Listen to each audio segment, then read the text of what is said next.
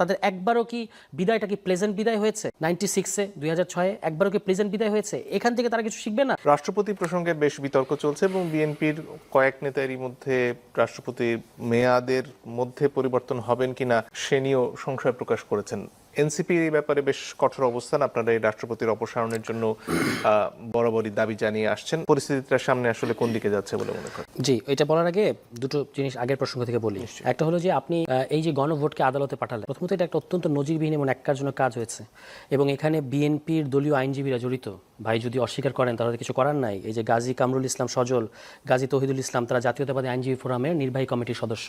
তারাই এটা, এবং এটা কোর্ট পাড়ায় ওপেন সিক্রেট, সবাই জানে যে কিভাবে মেকানিজমটা হয়েছে।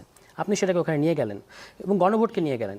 এই গণভোট, জনাব তারেক রহমান সাহেব কিন্তু গণভোটে হ্যাঁ ক্যাম্পেইন করেছেন, বলেছেন যে গণভোটে আপনারা সবাই হ্যাঁ দেবেন। তাহলে এখন আপনি এটা কেন নিয়ে যাচ্ছেন? শুধুমাত্র এই কারণে যে এই কথাটা বলবেন যেহেতু এটা আদালতে বিচারাধীন আছে, আমরা আসেন ইন দ্য মিন টাইম আমরা কিছু উদারতা করি, আমরা ডেপুটি স্পিকার আপনাদের দিয়ে দিলাম। এটাই হচ্ছে উদ্দেশ্য, আর কোনো উদ্দেশ্য না। এটা হচ্ছে একটা মানে চতুরতার আশ্রয় নেয়। আমি বলছিলাম যে এটাই যেন না নেওয়া হয়। আচ্ছা, দ্বিতীয় কথা হচ্ছে আপনার নোট অফ ডিসেন্ট। আমাদের অনেকগুলো বিষয়ে নোট অফ ডিসেন্ট আছে। নোট অফ ডিসেন্ট আছে, এটা সেটেল করতে হলেও তো আপনাকে সংস্কার পরিষদে যেতে হবে। আপনি আপনার নোট অফ ডিসেন্টগুলো করেন না, যেগুলোতে আপনি একমত হয়েছেন সেগুলো করার জায়গাটা তো সংস্কার পরিষদ। এবং গণভোটের প্রেক্ষাপট তো এটাই যে এই জিনিসগুলো পার্লামেন্টে করা যায় না, কারণ পার্লামেন্টে করলে পরবর্তীতে আদালতে যেতে হয় এবং আদালতে যেন এগুলো না যাওয়া হয় সে কারণে জুলাই সনদের অঙ্গীকারনামার 3য় দফায় সমস্ত রাজনৈতিক দল বলেছে যে এগুলো নিয়ে আমরা আদালতে প্রশ্ন তুলব না, কারণ এটা পলিটিক্যাল কোয়েশ্চেন এবং পলিটিক্যাল কোয়েশ্চেনকে আমরা আইনের মানে যান্ত্রিক ফ্রেম দিয়ে দেখব না। এই কথাগুলো ওখানে হয়ে আসছে।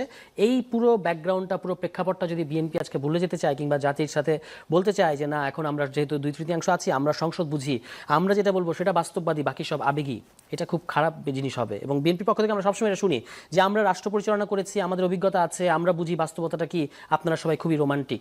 তো আপনারা রাষ্ট্র ক্ষমতা পরিচালনা করেছেন, সেটার কি কি ডিজাস্টার হয়েছে সামনে তো সেগুলো পরিষ্কার। আপনি বিএনপির অতীতে 2বার রাষ্ট্র ক্ষমতায় যাওয়া, তাদের একবারও কি বিদায়টা কি প্লেজেন্ট বিদায় হয়েছে? 96-এ 2006-এ একবারও কি প্লেজেন্ট বিদায় হয়েছে? এখান থেকে তারা কিছু শিখবে না? শুধুমাত্র আমরা বয়স কম বলে তারা বলে দেবে যে না আপনারা সবাই রোমান্টিক, আপনারা কিছুই বোঝেন না, এই দৃষ্টিভঙ্গিটা ঠিক না।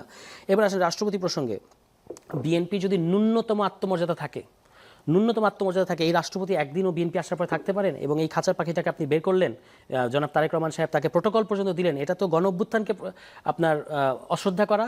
তিনি যে একজন নির্বাচিত প্রধানমন্ত্রী, একটা বাংলাদেশের অনেক দিন পরে এত ব্রুট মেজরিটি নিয়ে আপনি ক্ষমতায় এসেছেন, আপনার নিজেকে আপনি অপমান করছেন কেন? কারণ এই ভদ্রলোক আপনাকে বলেছেন যে আমি শব্দটা উচ্চারণ করতে চাই না। তারেক রহমান সম্পর্কে চুপ্পুর অতীতের বক্তব্য কি? তারপর হচ্ছে আপনার বেগম খালেদা জিয়াকে উনি ভুয়া অরফানেজের ট্রাস্ট মামলায় ভোগান নাই, তখন তিনি দুদকের কমিশনার ছিলেন। সামরিক আমাদের শহীদ প্রেসিডেন্ট জিয়াউর রহমানকে উনি কি মনে করেন? উনি মনে করেন যে অবৈধ সামরিক শাসক। তাহলে এই লোককে আপনি সাংবিধানিক ধারাবাহিকতার নামে রাখছেন। বাংলাদেশে সাংবিধানিক ধারাবাহিকতার স্রেফ মানে হচ্ছে জয় বাংলার রাষ্ট্রপতি এখন বাংলাদেশ জিন্দাবাদের রাষ্ট্রপতি হয়ে গেছে, এছাড়া তো আর কিছু না। কারণ উনি তো ওনার শপথ ভঙ্গ করেছেন। আপনি যদি সংবিধানকে এত ভালোবাসেন, উনাকে সরিয়ে দেওয়াটাই সাংবিধানিক। কিভাবে উনি শপথ ভঙ্গ করেছেন? উনার বিরুদ্ধে দুর্নীতির অভিযোগ আছে। তো আমাদের সংবিধান কি বলে যে একজন দুর্নীতিগ্রস্ত লোক রাষ্ট্রপতি থাকতে পারবেন? উনি দ্বৈত নাগরিক। সেটা বিএনপি একসময় রিপোর্ট প্রকাশ করেছিল, প্রতিবেদন প্রকাশ করেছিল যে উনি মালয়েশিয়ায় ওনার সেকেন্ড হোম আছে এবং তিনি সেখানকার পাসপোর্ট হোল্ডার। বাংলাদেশের সংবিধান এটা অ্যালাউ করে না। তাহলে উনি তো রাষ্ট্রপতি আছেন সংবিধান ভঙ্গ করে, এবং তিনি আবার 2018 সালের অবৈধ পার্লামেন্ট কর্তৃক নিয়োগপ্রাপ্ত ছিলেন।